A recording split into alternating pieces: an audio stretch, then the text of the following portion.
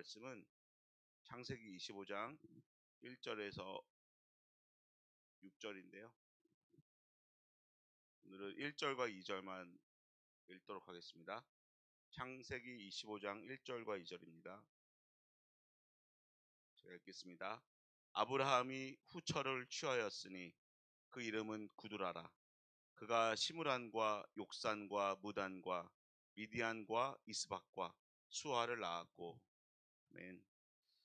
지난 시간에 이어서 구두라의 헌신을 통해 이룬 가정이라는 제목으로 네 번째 말씀을 나누도록 하겠습니다. 좀 정리해보면 구두라의 헌신을 통해 이룬 가정은 첫째, 여호와 하나님의 약속을 이루는 가정이었습니다. 큰 민족을 이루게 하시겠다는 아브라함에게 주신 그 약속을 이루기 위해서 아들이 이삭과 이스마엘에게 없었던 아브라함에게 6명의 아들을 낳게 하심으로 큰 민족을 이루게 하시겠다는 말씀을 성취하셨죠. 둘째는 신분과 정체성이 분명한 가정이었습니다. 여호와 하나님께서는 아브라함을 아브라함으로 이름을 바꿔주시고 열국의 아버지가 되게 하시겠다고 약속해 주셨습니다. 그 이름대로 140세 된 아브라함은 그두라와 새로운 가정을 이루고 6명의 아들을 낳았습니다. 세 번째, 주님께 헌신하는 가정이었습니다.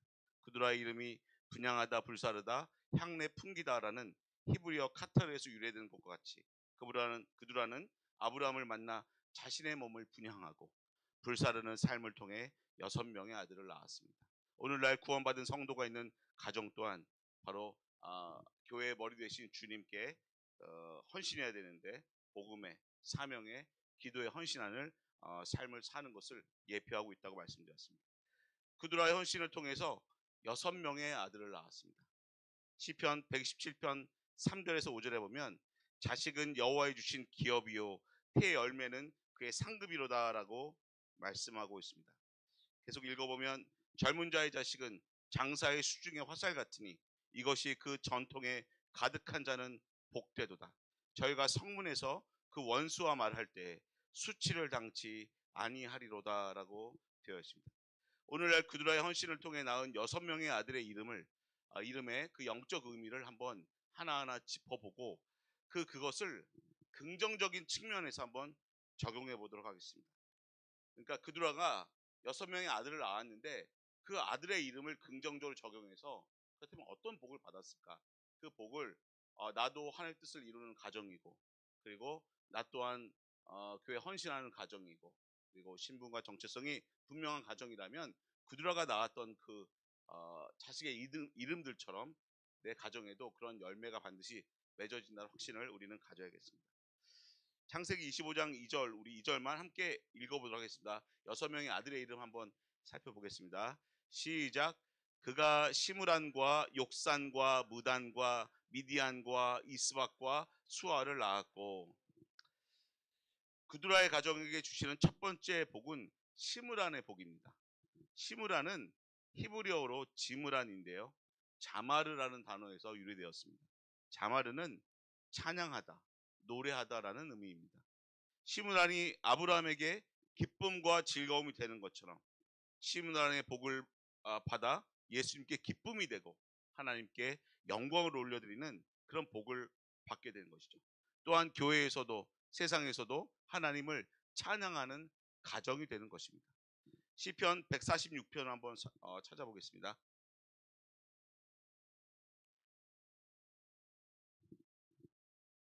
시편 146편 1절에서 5절 제가 세 번역으로 읽어드리겠습니다. 할렐루야, 내 영혼아 주님을 찬양하여라. 내가 평생토록 주님을 찬양하며 내가 살아있는 한 수금을 타면서 내 하나님을 찬양하겠다.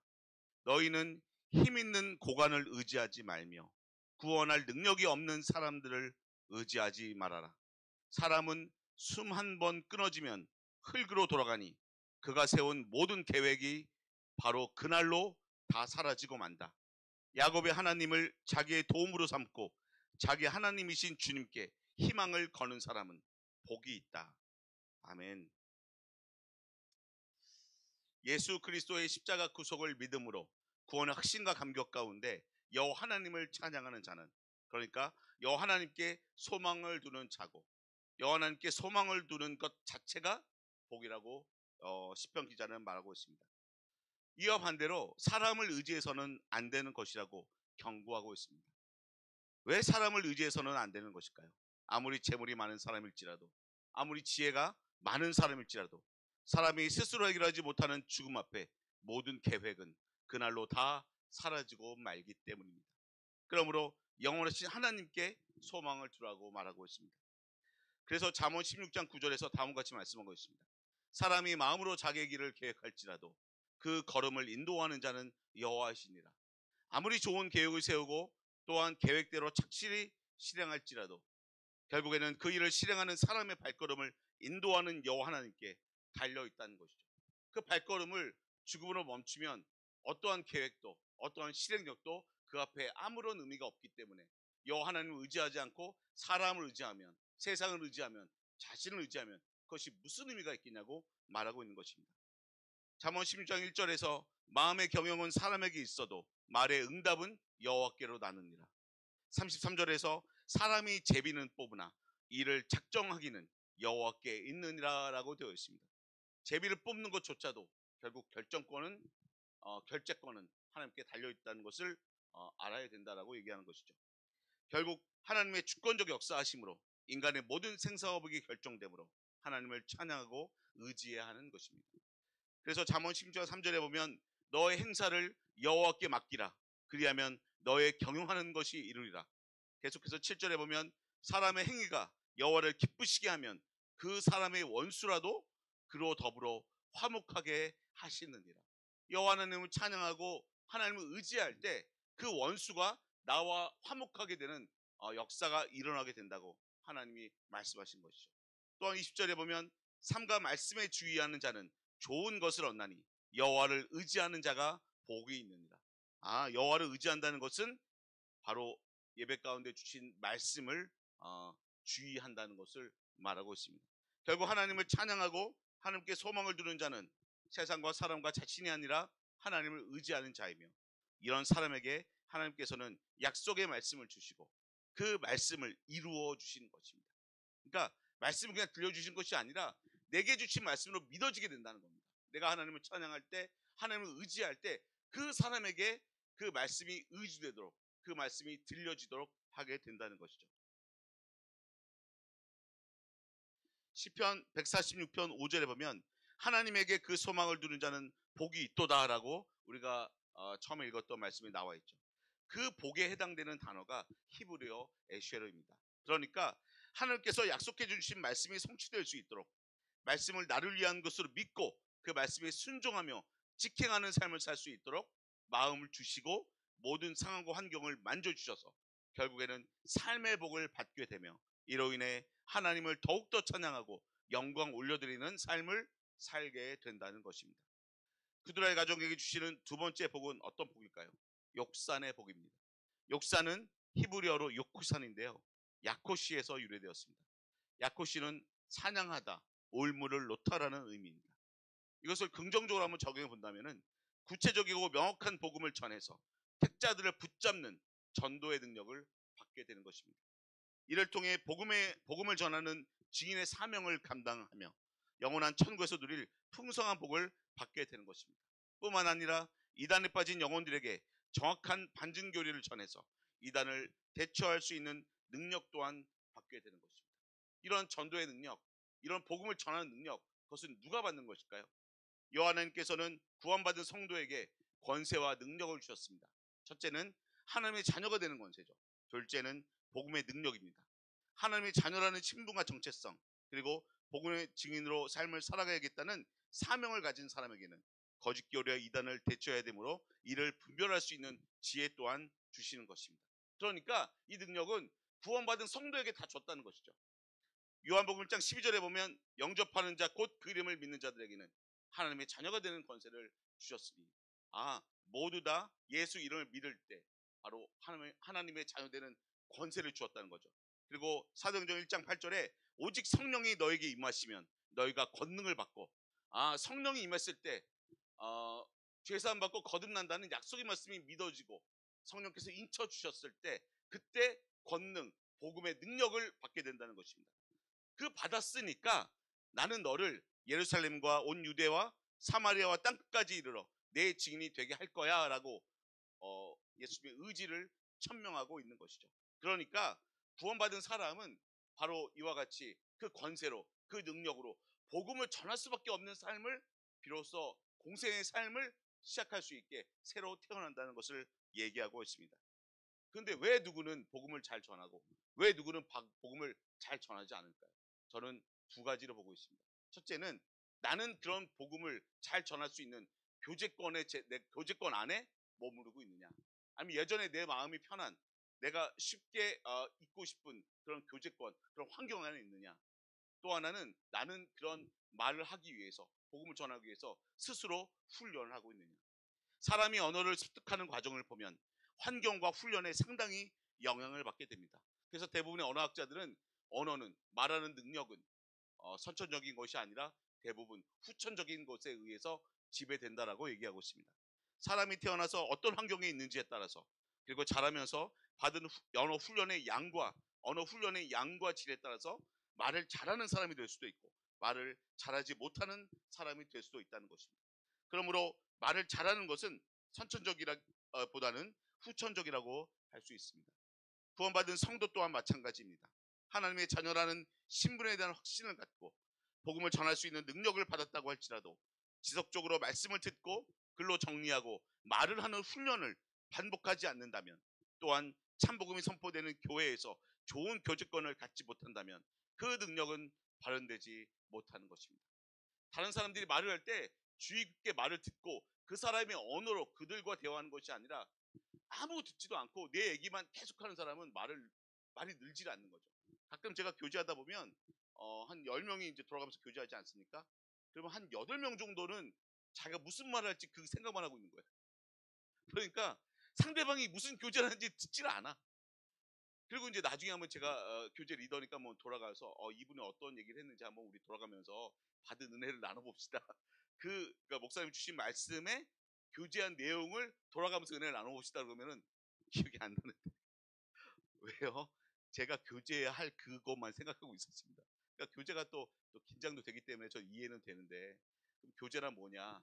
상대방이 말하는 것을 잘 들어주는 게 교제죠. 그리고 듣고, 그리고 나도 또한 이런 은혜를 받았습니다라고 나누는 것이 교제 아니겠습니까? 교제권에, 내가 좋은 교제권에 들어가 있다면 그 교제권에서 상대방이 무슨 얘기를 하는지 잘 들어야 되는 거죠. 잘 들을 때 결국 내가 갖고 있는 언어의 수준이 아니라 더 좋은 언어의 수준으로 우리가 향상되는 것 아니겠습니까?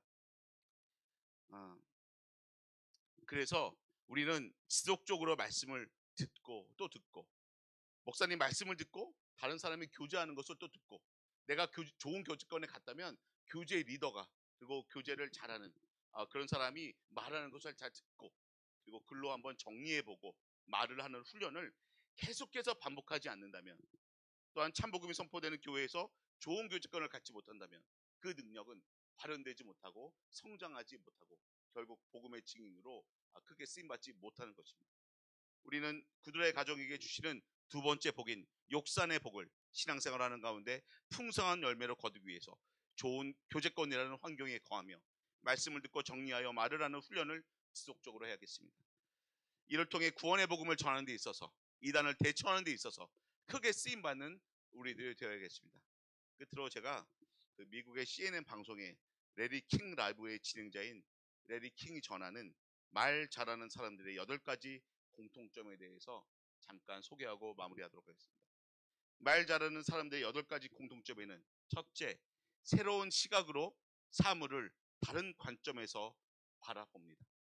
둘째는 폭넓은 시야를 가지고 일상의 다양한 논점과 경험에 대해서 생각하고 말을 합니다. 셋째는 열정적으로 자신의 이의를 설명합니다. 넷째는 언제나 자기 자신에 대해서만 말하려 하지 않습니다. 그러니까 나는 왜 이걸 하는지 자기 주장을 계속해서 펼치는 사람이 있어요. 그것이 잘못됐다고 하면 또 그것에 대해서 다시 또 설명하고 다시 또 설명하고, 상대방의 입장이 아니라 내 입장에 대해서만 말을 하는 사람은 말을 늘지 않고 말을 잘하지 못하고 자기 세계만 빠져 머물게 된다는 것이죠. 다섯째, 호기심이 많아서 좀 더 알고 싶은 일에 대해서는 왜? 라는 질문을 던집니다. 대화를 잘 풀어나가는 사람은 모든 일에 호기심을 가지고 있습니다.